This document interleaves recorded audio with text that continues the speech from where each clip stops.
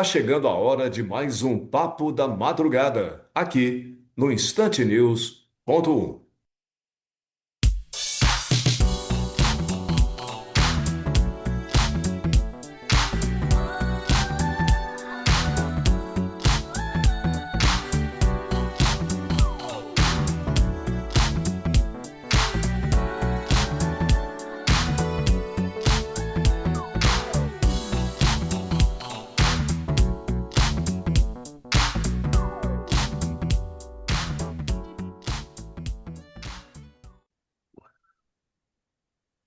Seja bem-vindo, seja bem-vinda. É muito bom ter você por aqui com a gente. O nosso boa noite para você e também para o Marcelo Campos, que a partir de agora fica aqui também.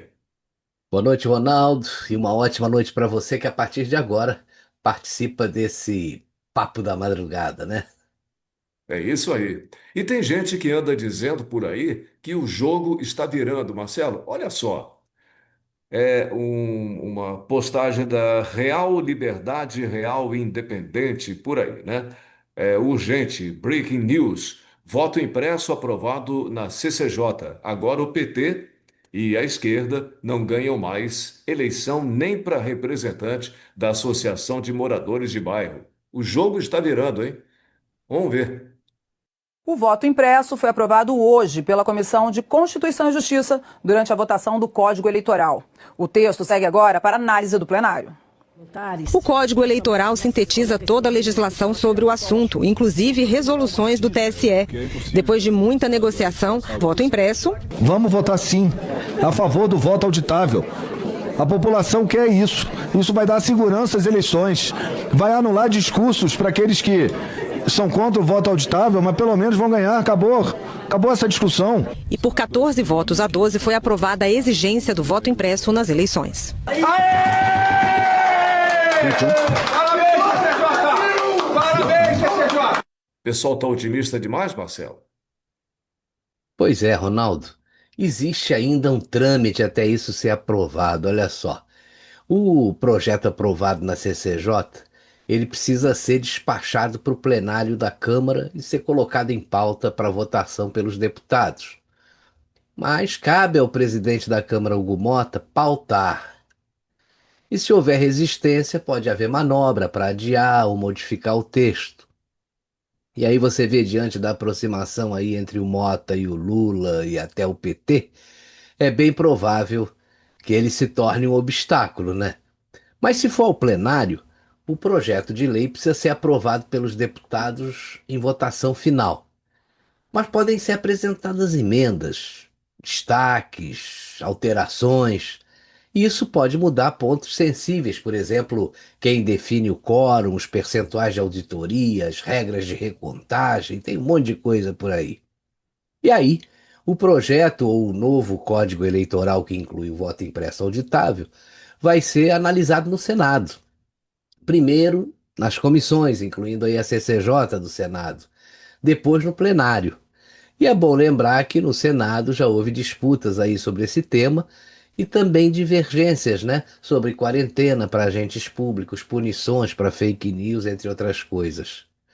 Então, esse negócio aí tende a durar muito ainda, viu? É verdade. Mas se o Senado aprovar uma versão diferente daquela que a Câmara aprovou, o texto volta para a Câmara para que as diferenças sejam reconciliadas, ou por comissão mista, ou por votação de destaques, não é isso? É isso mesmo. Só que essa reconciliação aí pode ser politicamente complicada, porque os pontos sensíveis muitas vezes são negociados com pressão partidária e também institucional, né? Mas uma vez aprovado aí nas duas casas, na Câmara e no Senado, com a versão final, o texto ainda segue para o presidente da República sancionar ou vetar parte dele. Bom, se houver veto, total ou parcial, o Congresso ainda pode tentar derrubar esse veto. Mas mesmo sancionada, a lei vai precisar ser regulamentada pelo TSE ou até por decreto, se for necessário. Vai ser preciso aí definir prazos para aquisição de urnas, adaptação do parque de urnas, treinamentos, fase de teste, um monte de coisa aí. A lei geralmente estabelece que quando entra em vigor, de repente vai ser na eleição subsequente, não nessa próxima, né?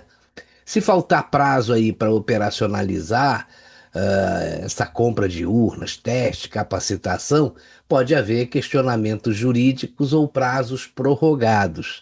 É por isso que eu acho que os opositores do governo estão otimistas demais. Eu posso apostar que nas eleições de 2026 nós não vamos ter voto impresso auditável ainda, infelizmente, viu? Pois é, infelizmente. Agora, a notícia de que a ministra Carmen Lúcia também vai se aposentar mais cedo, hein? Parece que isso está virando moda no Supremo.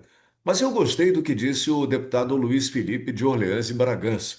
Ele falou tudo aquilo que a gente já desconfiava. Vamos ver? Faltar aqui é que essa interferência no sistema eleitoral brasileiro já ocorreu e agora os Estados Unidos se vê no querer desamarrar esse nó que eles criaram. Criaram aqui um governo ilegítimo, na percepção dos Estados Unidos, tem um governo ilegítimo que deteriorou as instituições ainda mais, já estavam preparados também para receber esse governo. Vamos lembrar que o PT nunca deixou de governar, independente do governo, porque o Estado é do PT. O Estado foi criado pelo PT, todas as nomeações, desembargadores, juízes, nas universidades, todos os sistemas burocráticos são nomeados e comandados pelo PT, ou com viés muito forte de esquerda.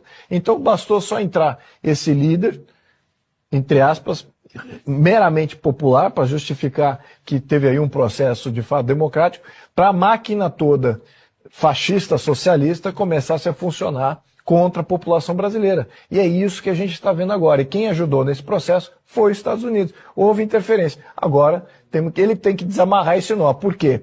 Institucionalmente, eu vou deixar isso bem claro para quem está nos escutando, tá? Eu sou deputado federal e eu estou dizendo de quem convive com esse problema, e os outros deputados, adoraria que outros também pudessem falar isso. Mas institucionalmente, o Brasil não tem mais saída. Estamos num curso inexorável à ditadura. Não há mais separação de poderes. Não há mais integridade das instituições. Elas não representam nenhuma lei, nenhuma ordem. Essa lei e ordem está sendo violada sistematicamente. A gente já sabe disso. Mas agora o que vem na reposição? É a arbitrariedade. É quem ocupa o cargo do julgador. É a arbitrariedade deles. É isso que a gente precisa colocar aqui para a população brasileira. Então, se não tem qualquer tipo de intervenção externa de um outro país, então a população tem que se mobilizar. Essas são as duas forças exógenas que vão poder fazer mudança no Brasil, porque institucionalmente a gente não tem saída de uma ditadura. E aí, Marcelo, o que você achou do depoimento, hein? Olha, ele está certíssimo, né? Do jeito que as coisas estão, a ditadura que ainda está disfarçada de defesa da democracia, né? Vai ser implantada no Brasil. E a tese dele é muito boa, né? Já que foram os próprios americanos que contribuíram para isso. E, portanto, cabe aos Estados Unidos, agora sob a administração do Donald Trump, consertarem o que fizeram de errado. A gente sempre falou aqui que o PT vem aparelhando o Estado brasileiro há muito tempo. Você olha aí para o Supremo, o STJ, o Superior Tribunal Militar, o Exército Brasileiro, as estatais, o Serviço Público de um modo geral. Todos esses órgãos, rapaz, estão cheios de militantes. E você ainda coloca nesse bolo aí as universidades e a imprensa. Como disse o deputado Luiz Felipe, institucionalmente é praticamente impossível resolver o problema do Brasil, né? Que tem aí a sua Constituição violada, a máquina pública aparelhada, uma aliança aí do Executivo com o Judiciário e com parte do Legislativo, né? Sem a interferência externa ou a mobilização popular, isso não tem jeito. A história mostra, né, que só com essas duas coisas, uma dessas duas coisas acontecendo, é que a gente vai poder mudar o Brasil. Ou com interferência externa ou com mobilização popular. É verdade. E o nosso ministro sancionado, Alexandre de Moraes, admitiu em plenário que a Procuradoria-Geral da República usou provas que não estavam no processo. Ou seja, a PGR apresentou informações que a defesa nunca viu. Que absurdo, né? E como disse o jornalista Marco Antônio Costa, isso fere totalmente as regras da justiça. É um escárnio transmitido ao vivo para todo o país. Olha, Ronaldo, o que aconteceu no Supremo é simplesmente inacreditável, né? O ministro Alexandre de Moraes admitiu em plenário que a Procuradoria-Geral da República usou provas que não estavam no processo. Ou seja, a PGR apresentou informações que a defesa nunca teve acesso, algo que viola completamente o princípio da justiça.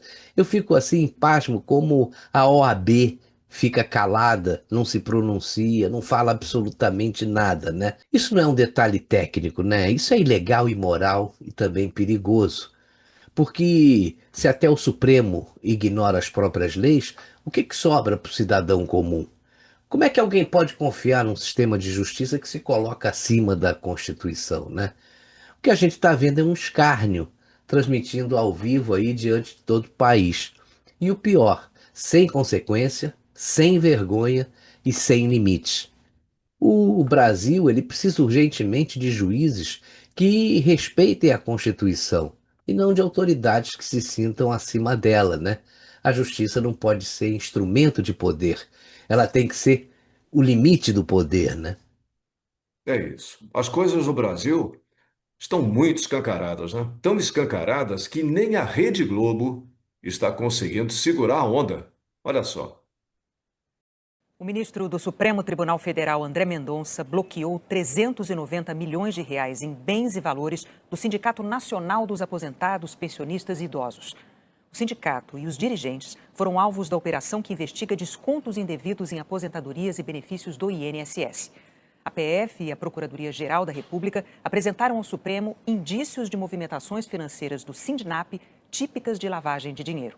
O sindicato não respondeu ao contato do Jornal Nacional. Você vê, né? Enquanto o ministro André Mendonça age para punir os responsáveis por esse rombo com o dinheiro dos aposentados, tem ministro que cria dificuldades para a CPI do INSS. Olha essa postagem aqui. STF bloqueia investigações da CPMI do INSS e geral revolta o Congresso. Tá aí, ó. A interferência crescente do STF nas investigações da CPMI do INSS, com emissão de habeas corpus e outras medidas que afetam depoimentos, tem gerado revolta no Congresso, principalmente entre os parlamentares da oposição participantes da comissão. Esse escândalo do INSS aí é mais um absurdo que afeta todos nós, né? Todo mundo viu o advogado-geral da União, o Jorge Messias, esse que agora vai ser o candidato à vaga do Barroso, né? Já foi oficializado, né? Defendendo aí a não judicialização desse problema sob o pretexto de agilizar a devolução dos valores para os aposentados. Só que com o nosso dinheiro, né? Mas as verdadeiras razões para não judicializar a questão é a proteção dos petistas envolvidos em mais esse escândalo. E aí você pode incluir o irmão do Lula, né? E com o PT aí os escândalos não param. Você falou que a Globo não está conseguindo mais esconder as coisas. E tem mais um aí que nem a imprensa chapa branca consegue omitir sob pena de perder o restinho de credibilidade que eu acho que eles não têm mais, né? Que é o escândalo dos Correios. Olha aí. Climão ao vivo, após a verdade ser exposta de uma forma que não deu para disfarçar, o governo Lula quebrou os Correios. Tá aí, ó, Globo admite, os Correios vão quebrar e a culpa é do Lula. Cara, é um negócio inacreditável. Finalmente eles admitiram, né? Pô, mano. É muita incompetência, muita ganância. No governo Bolsonaro, os Correios deram lucro. Foi só o PT chegar para jogar a empresa no buraco. Fizeram tudo para não privatizar a empresa e agora vão pegar 20 bilhões, né, para cobrir o rombo do nosso bolso, né, nosso dinheiro, e com garantia da União. Ou seja, se a empresa não pagar, a gente vai pagar, né? É o que acontece sempre. Não tem jeito, não. Vamos entubar essa. E eles ainda têm a cara de pau de dizer que os Correios não dão prejuízo. Você lembra dessa explicação aqui, ó? Então ainda não está finalizado nos Correios. Não, eu respondo essa. Primeiro, não é rombo. Por favor, gente, não chamem de rombo. A gente já explicou isso. Isso não é um rombo, de novo. É um resultado pelo fato dessas empresas estarem gastando o dinheiro que está em caixa, terem aumentado os investimentos. A gente ontem divulgou o aumento dos investimentos das empresas estatais, né? Foi um aumento de 44% em relação ao ano passado. Primeiro, não é rombo, por favor, gente, não chamem de rombo, a gente já explicou isso. Essa que falou isso é a ministra da Gestão da Inovação em Serviços Públicos do Lula. Olha só, Esther Dweck. Vamos pedir para ela, então, parar de inovar e gerir, né? Quem sabe as estatais voltam a dar lucro. E não é só os Correios que estão dando prejuízo, são todas as estatais que estão no vermelho. Pra você ter uma ideia, o prejuízo acumulado até agora nas estatais é de quase 9 bilhões de reais. Isso nos últimos 12 meses e até agosto desse ano. Olha quanto tempo ainda falta para o ano acabar. As estatais, como você disse, foram entregues pelo governo Bolsonaro com saldo positivo. E no primeiro ano, só no primeiro ano do governo Lula, o desastre já é grande, né? E esses dados são do Banco Central, hein? Vamos ver no final do ano os resultados ainda da Caixa, do Banco do Brasil e da Petrobras, porque no governo Lula até a Petrobras pode dar prejuízo. E esse filme a gente já viu, né? De repente essa lista vai aumentar. E é por isso que essa turma aposta sempre na ignorância e na dependência financeira do Estado, né? Com bolsa disso, bolsa daquilo, e sem porta de saída. Veja aí que o governo aumentou os impostos e conseguiu uma arrecadação recorde. Só que em vez de fazer o seu dever de casa cortando os gastos públicos, faz justamente o contrário, gasta mais do que arrecada. E é por isso que essa conta nunca vai fechar no azul. É verdade. E você vê que mesmo apanhando o tempo todo e ainda enfrentando uma pandemia, o governo Bolsonaro apresentou resultados positivos nas estatais brasileiras. Dá uma olhada nessa análise feita pelo Gustavo Victorino. Medo do Bolsonaro, porque a esquerda morre de medo, eles se borram de medo. Vocês não conseguem sobreviver sem falar Bolsonaro. Vocês já imaginaram se a palavra Bolsonaro fosse proibida no Brasil? A esquerda ficava muda. Perderiam a voz, perderiam o argumento, não saberiam o que dizer. O cara tá há 3 anos longe do governo e essa coisa doentia é golpe, é fascista. O cara passou 4 anos apanhando 129 decisões do STF contra ele. O Lula há 3 anos não teve nenhuma decisão contra ele ainda do STF. O cara não roubou um centavo, não prendeu ninguém, não processou ninguém. E eles não conseguem esquecer. Então, quando eu digo que Jair Bolsonaro foi o maior presidente da era moderna do Brasil, eu provo com dados. E aguardem, vocês vão ver ainda muito da palavra Bolsonaro, porque definitivamente eles morrem de medo do Bolsonaro. Por isso querem prendê-lo, querem eliminá-lo. Ah, mas os fascistas são os... Olha, nós não precisamos dizer mais nada, né, Ronaldo? Mas eu gostei mesmo foi da lavada que o Caio Coppola deu no advogado petista, o José Eduardo Cardoso, naquele programa da CNN, o Grande Debate. Olha só. Antes de mais nada, vamos falar sobre o surpreendente cessar-fogo na faixa de Gaza, a aguardada libertação dos reféns do terrorismo e o retorno de milhares de palestinos às suas casas. Onde está a celebração dos ativistas, dos artistas, dos influenciadores que por tanto tempo manifestaram a sua indignação com os ataques de Israel ao Hamas? Por que certos políticos, certos jornalistas, certos comentaristas tão vocais nas suas críticas às ações militares de Israel não parecem igualmente entusiasmados com a paz na região? E o que falar daqueles estudantes, daqueles professores universitários que se mobilizavam em protestos contra a guerra, empunhando aí as bandeiras palestinas? Porque eles também não tomaram as ruas comemorando o fim da violência na faixa de Gaza? Olha, a resposta é tão óbvia quanto repugnante. O amor dessas pessoas pela paz é muito menor do que o seu ódio por Donald Trump. Enquanto as verdadeiras vítimas da guerra no Oriente Médio celebram o cessar-fogo e agradecem o presidente americano pelo feito sem precedentes, os falsos moralistas aqui do Ocidente revelam o seu caráter na timidez ou na ausência das suas manifestações. Então, políticos que passaram meses condenando a guerra, clamando por diálogo, sinalizando aí a sua própria virtude, parecem incapazes de escrever um tweet parabenizando o arquiteto de um acordo que, como nós vimos no enunciado, parecia impossível, inimaginável. O Donald Trump usou com inteligência e muita eficácia o poder da maior democracia do mundo e, em questão de meses, costurou aí uma solução consensual para o conflito lá em Gaza, envolvendo não apenas o Estado de Israel e os terroristas do Hamas, mas também os líderes do mundo árabe, como o próprio presidente da Autoridade Palestina, chefes de Estado europeus e a própria ONU. É um feito incontestável. E a paz, por hora, está restabelecida com o retorno de dezenas de reféns para suas famílias. Ainda assim, a militância da esquerda no Brasil e no Ocidente em geral, que antes insultava Israel e gritava ali Palestina livre, agora parece acanhada e sem saber como comemorar a paz que tanto exigiu nas redes sociais. Parece até que eles estão tristes pelo enfraquecimento do Hamas. E aqui eu insisto, por que esse silêncio tão constrangedor?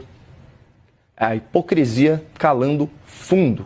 Para desespero dos políticos demagogos, das gargantas de aluguel, dos militantes radicalizados e dos idiotas úteis, a paz veio nas mãos de um adversário ideológico. E essa turma é incapaz de reconhecer acertos fora da sua bolha. É impossível para eles admitir que Donald Trump e Marco Rubio, ícones do conservadorismo e da direita americana, conseguiram o que nenhum progressista europeu ou socialista sul-americano conseguiu: um passo concreto em direção à paz sustentável no Oriente Médio. Mas como a paz veio pelas mãos erradas, com as digitais da direita conservadora, ela não é digna de comemoração. E talvez por esse motivo, o progressismo europeu seja também incapaz de premiar Donald Trump com o merecido Nobel da Paz. Um prêmio, aliás, que ele merece desde o mandato anterior. O que mostra, mais uma vez, como a esquerda é seletiva na sua indignação. Nunca foi sobre a paz. Nunca foi sobre mulheres e crianças palestinas. Os terroristas do Hamas, com toda a credibilidade que eles não possuem, alegam que mais de 60 mil civis morreram na faixa de Gaza. E essa informação, ou desinformação, é espalhada aí aos quatro cantos, impulsionada pelo jornalismo militante e a sua preocupação humanitária. Mas você, telespectador, sabia que no Iêmen 16 milhões de pessoas passam fome, 12 milhões de crianças precisam de ajuda humanitária e cerca de 500 mil pessoas já morreram por causa da guerra? Provavelmente você nunca ouviu falar desse conflito, porque ele não se encaixa na narrativa anti-americana, na narrativa anticapitalista, na narrativa antissemita, que certos setores da esquerda adoram. Afinal de contas, no Iêmen, são muçulmanos e árabes massacrando outros muçulmanos e árabes, incluindo mulheres e crianças. E, para fechar, é a mesma coisa no Sudão, onde nos últimos 2 anos o número de mortes ultrapassa 100 mil, ou na Síria, onde as fatalidades chegam a 500 mil. Onde é que estão essas bandeiras nos protestos? Nunca foi sobre a Palestina e nunca foi sobre a paz. Então que Deus abençoe aí as vítimas desse conflito e que o terrorismo seja extirpado do mundo o quanto antes. Aí fica demonstrada a hipocrisia da esquerda, né? E como disse o Caio Coppola, nunca foi pela Palestina e nunca foi pela paz, né? Lavou a alma de muita gente nesse debate aí da CNN. Mas nós estamos mal das pernas com um presidente do Senado como o Davi Alcolumbre e com um presidente da Câmara como o Hugo Mota, né? O Alcolumbre, a gente já sabe como age. Mas o Hugo Mota, que parecia uma esperança, provou que é mais do mesmo, né? Essa semana ele foi humilhado pelo Lula e ainda saiu abraçando o presidente. É uma tremenda vergonha, né? Tá aí, ó, durante o evento no Rio de Janeiro, em celebração aí ao Dia dos Professores, o presidente da Câmara, Hugo Mota, do Republicanos, foi recebido com vaias ao subir ao púlpito para discursar. O evento contava com a presença do presidente da República, Luiz Inácio Lula da Silva, além de ministros e outras autoridades. Eu não sei se você assistiu, mas quem assistiu, Ronaldo, viu que o Lula conseguiu se vingar dele pela não aprovação daquele aumento de impostos, né? E o Lula, no seu discurso, ainda atacou o Congresso, dizendo que o nível dos parlamentares nunca foi tão baixo. E se esse Hugo Mota não fosse tão covarde, rapaz, ele levantaria da cadeira e se retiraria do evento, né? Porque ele foi humilhado e depois ficou babando o ovo de quem humilhou, né? Uma vergonha, rapaz, uma verdadeira vergonha. E ele faz parte desse congresso.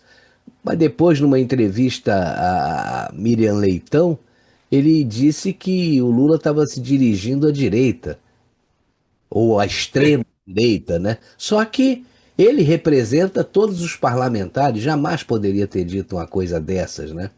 Por isso que eu digo que não dá para esperar nada que dependa desse presidente da Câmara e dos deputados. Com relação aí ao presidente do Senado, a gente não espera mais nada mesmo, né?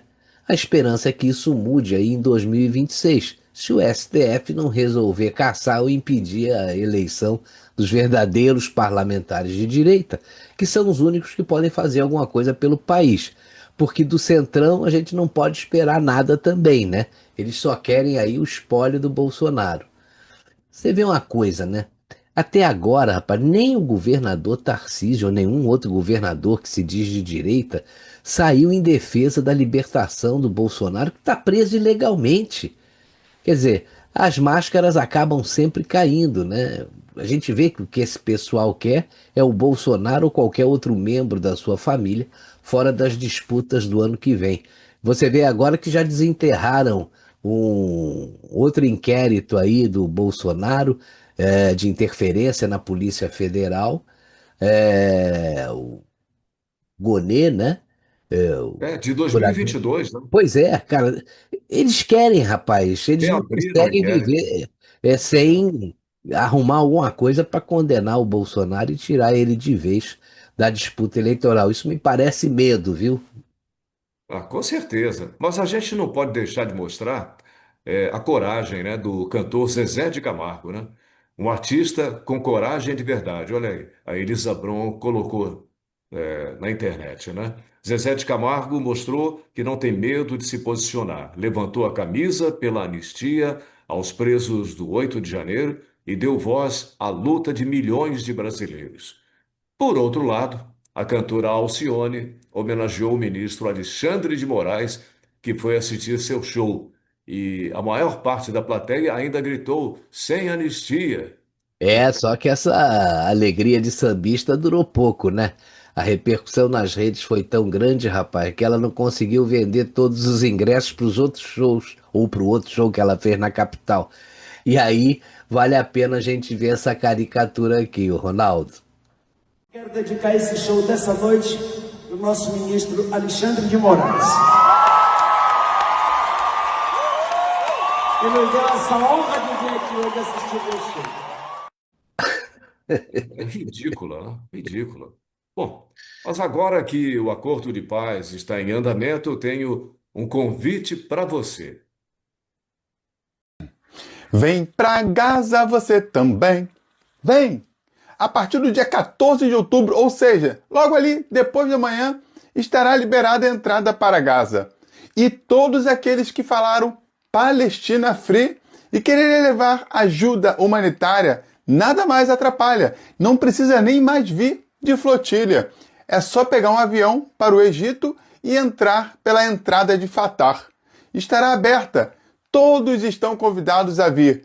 A turma da Greta, a filha do He-Man, e todos os brasileiros que levantaram a bandeira em apoio à Palestina. Podem vir para Gaza. Erika Hilton, Emicida, todos os artistas podem vir para Gaza e se sentir em casa. Todos os militantes antifas, todos com aqueles militantes que têm a mesma skin, todos da sopa de letrinhas LGTV Full HD QIA-. Vem para Gaza você também. Vem!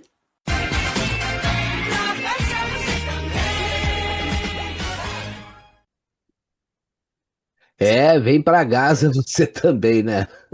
É, E você sabe que Israel devolveu para o Hamas muitos criminosos, né, que estavam presos. Isso fez parte do acordo, né? Mas a cena que mais me impressionou, rapaz, é que um dos criminosos não reconheceu seu próprio pai depois de anos de cativeiro. Olha aí, pai, é você?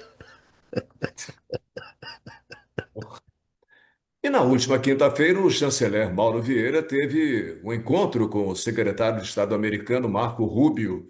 A reunião foi uma preparação para o encontro entre Lula e Trump, que acontecerá em breve, mas Lula mandou um recado para Trump.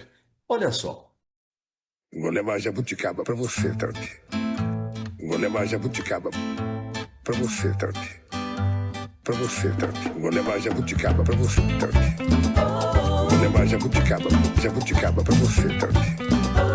Para você, Trump.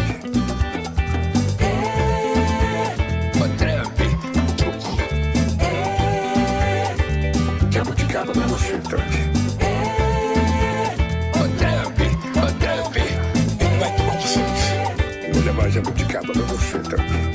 Você vai perceber, sabe, que o cara que come jabuticaba de manhã, o jabuticaba de manhã, não precisa de briga tarifária. Precisa de muita união e de muita relação diplomática. É isso.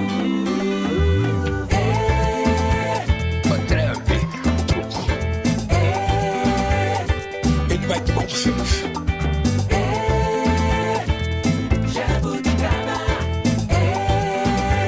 Pra você, Trump. Vou levar jabuticaba pra você, Trump.